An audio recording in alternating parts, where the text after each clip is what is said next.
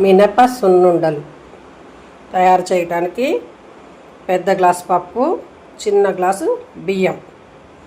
మనం రోజు అన్నం వండుకోవడానికి వాడుకునే బియ్యం సరిపోతుంది. చిన్న గ్లాసు బియ్యం, పెద్ద గ్లాసు మినపగుండ్లు. ఈ రెండు ఫస్ట్ మినపగుండ్లను వేయించుకోవాలి. అవి వేగినాయి అనుకున్నాక కొంచెం లైట్గా బియ్యాన్ని కలిపి వేయించుకోవాలి.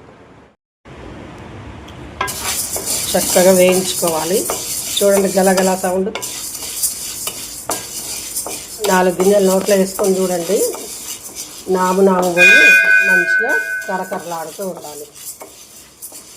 కరకరలాడే టైంలో బియ్యం యాడ్ చేసుకోవాలి. 4 గింజలు నోట్లో వేసుకొని చూస్తే చక్కగా కరకరలాడాలి.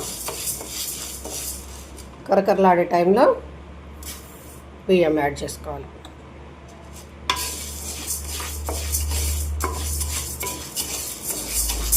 ఒక 5 నిమిషాలు అటు ఇటు అంటే బియ్యం కూడా చక్కగా వేగుతాయి. మాడకుండా జాగ్రత్తగా వేసుకోండి. చక్కగా బియ్యం పప్పు వేగినాక ఇవి తీసుకొని ప్లేట్లో పోసుకొని కాస్త ఫ్యాన్ గాలికి పెట్టుకొని చల్లార్చుకోవాలి. చల్లార్చుకున్నాక గ్రైండ్ చేసుకోవాలి.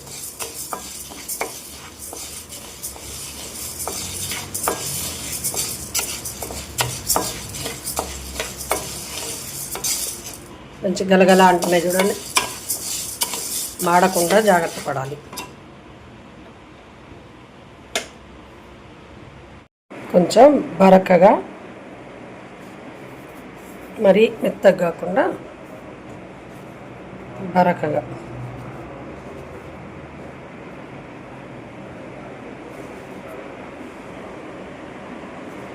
గ్రైండ్ చేసుకోవాలి. మిక్సీ కొట్టుకోవాలి. దీంట్లోనే పంచదార కలుపుకొని మరోసారి గ్రైండ్ చేసుకోవాలి.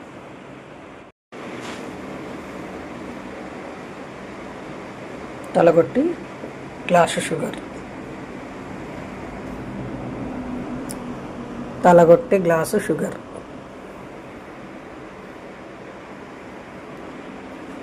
అదే గ్లాస్తో పెద్ద గ్లాస్.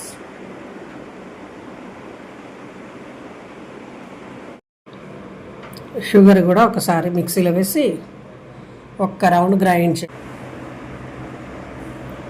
ఒక చిన్న గ్లాసు నెయ్యిని వేడి, ఈ బ్లేడ్లకు తగలకుండా కొంచెం పైకి వచ్చేటట్టు మిక్సీలోనే వేసుకున్నాం అనుకోండి, మనకు చెయ్యి స్ట్రెయిన్ అవ్వకుండా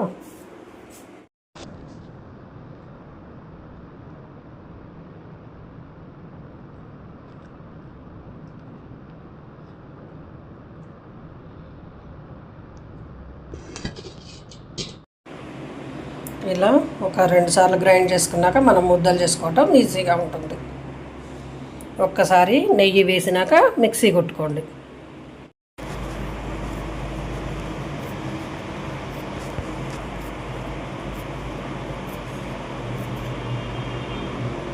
సున్నుండ రెడీ. చక్కగా దీన్ని ఒక ప్లేట్లో వేసుకొని చక్కగా పైనుంచి కిందాక మంచి కలుపుకోండి. కలుపుకున్నాక ఉండలు కట్టుకోండి. చక్కని నేతి సున్నుండలు రెడీ. మంచిగా ఒకసారి చక్కగా గ్రైండ్ చేసుకోండి. ఇట్లా ముద్ద ముద్ద వస్తుంది, కానీ బ్లేడ్ ఖరాబ్ కాకుండా జాగ్రత్త చూసుకోండి. వచ్చినాక చక్కగా ఒక ప్లేట్లో తీసుకొని ముద్దలు కట్టుకోండి.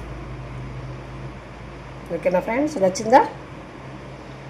Like, share and subscribe.